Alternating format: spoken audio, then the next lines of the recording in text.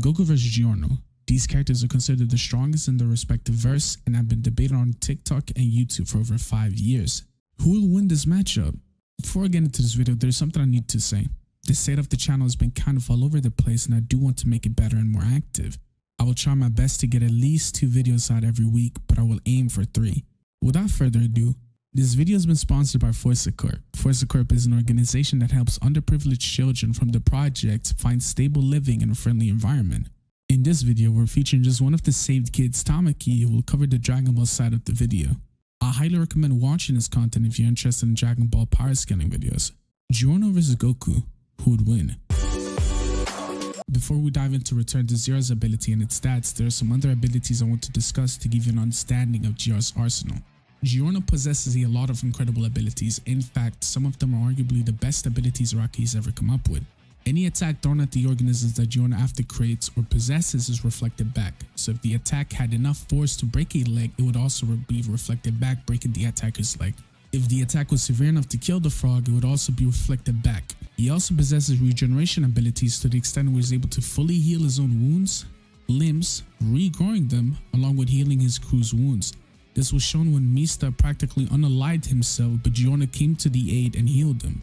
Giorno is able to overflow something with life energy, aging them until they die, by simply overwhelming them with life energy. GR's ability description states that the strength or harm caused by the attacker is reverted to 0. However, the ability or the concept return to 0 only works if the opponent has been struck by GR's ability. The reason I'm making this assertion is because it did not revert the time erasure ability that Diavolo started, but rather only activated when it finished. We know this is the case because Diavolo flat out stated that when the entire event was finished, before lunging at GR. The description itself indicates a cause and effect relationship. The cause being the activation of the time eraser and the effect being the reversion of the time eraser. The reason the return to 0 was able to stop Diavolo's epitaph is because it's the direct opposite of the ability to time skip. The stand arrow draws out what the heart desires the most. In Polnareff's case, it turned the abnormally fast stand into a slow guardian type that refuses anyone to acquire the arrow from him. It's also later extrapolated by Dion Part 6 that the arrow draws out what you wish for, justifying what Polnareff said earlier. Giorno's Requiem possesses the ability to drag back the time skip to its original action. The time erasure doesn't actually erase time, while Diavolo is inside of the epitaph. We can draw this conclusion with empiricism. The background of the manga panels support the fact that time is still present because Mista's bullets are able to travel through space and still fire his gun. His gun possesses normal bullets but has a velocity rate. Velocity basically just means speed, speed being distance over time. It also makes sense that time itself is present because Diavolo states that nobody should be able to move within erased time rather than nothing, further solidifying the fact that time itself is in fact present. To clarify if I wasn't clear earlier, the return to 0 ability is limited by GR's speed. There is a second ability that allows GR to manipulate the fate of its opponent to the point where their deaths occur continuously an infinite number of times. To activate this second ability, Golden Experience Requiem has to kill its opponent as seen with Diavolo. In his fate-controlled space, Diavolo dies infinitely. GR is able to manipulate the pain levels of what Diavolo is feeling, which Diavolo states is the worst possible pain imaginable. Every time he dies, it's a different level of pain at a higher intensity. Now, how fast is GR? Golden Experience Requiem should logically scale to the character it has fought or is considered stronger than. The only relevant character in terms of speed I could possibly think of is Diavolo, since Bucciarati and the other gang members struggle with characters who are shot regularly by revolver bullets. Diavolo is strong and arguably the fastest character in Part 5. Depending on the scale, he could range from relativistic to faster than light. If you're confused about relativistic speed, it refers to a percentage closer to the speed of light. For instance, 10 to 50% qualifies as relativistic speed, while relativistic plus is in the range of 50 to 100% of the speed of light. I mention a range because the manga and the anime versions of Diavolo scale to different speeds. In the anime, Diavolo is capable of somewhat reacting to Silver Chariot by time skipping right before the swing. In the manga, Diavolo is shown catching Silver Chariot off guard with his ability to skip time and see into the future. In both instances, he uses Epitaph to foresee the future, but it is more evident in the anime that the swing itself was evaded just before Diavolo struck. Silver Chariot in its base form should realistically be between light speed to faster than light. Golden Experience Requiem is not on par with Diavolo and should not be considered so, as Diavolo himself asserts that he is faster.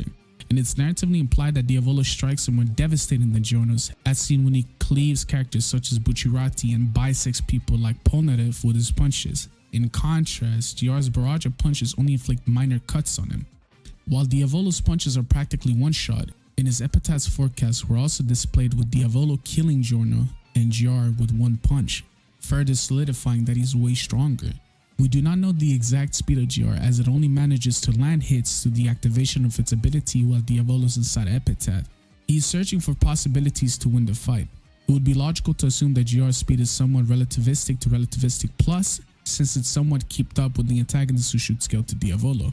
But if I'm being honest, Gior simply has no good speed scale, and the only one offered is something that Gior thought should take as a consolation prize, because Diavolo is simply shocked by the outcome of RTZ and is somewhat restricted.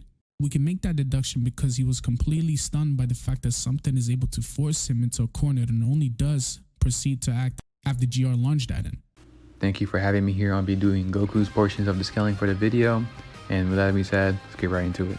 Against popular belief, Goku actually does have many different abilities he could use during combat, which are very useful, notably his Kame Kame Ya, which is his most famous one. Goku's Kame Kame Ya is a beam of energy that Goku shoots out when he puts his hand together and chants Kame Kame Ya, or Kamehameha Wave, it doesn't really matter. We know this energy beam is very fast, is able to attack every character in the series to current date still. This attack also is able to atomize people, which means when he hits you with a blast, all of your atoms get disintegrated. Goku also possesses the solar flare, which shoots a beam of light that blinds anyone in his path. So if he was fighting an opponent and he uses the solar flare, it will shine a bright light so bright that it harms their eyes and they can't see anything for quite a while. And as we know in Dragon Ball, every character has ki, and ki is a passive barrier that's always around them during a battle. And the ki barrier is able to protect you from attacks, which is shown when Jiren's ki was able to reflect and deflect the entire Kame Kame Ya that Goku shot at him.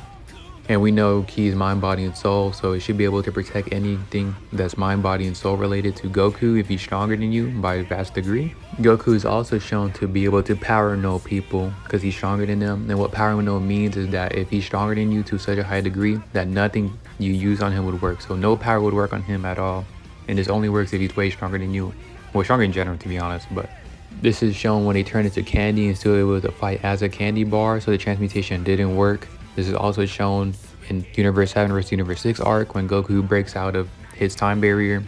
This is also shown once again when Jiren broke out of his time stall because he was too strong. Goku is also very high into battle IQ, he's very intelligent, he knows how to fight. Even though he's kind of dumb normally, when it comes to battle, he's very high up there. Goku is able to fight people and then surpass people like Master Roshi, who knows all martial arts inside the verse. And we know Goku's able to predict people's abilities like he did with Hit, and he was able to counter and predict Hit's time skip abilities, which skips through time, and he was able to counter it in his fight with him.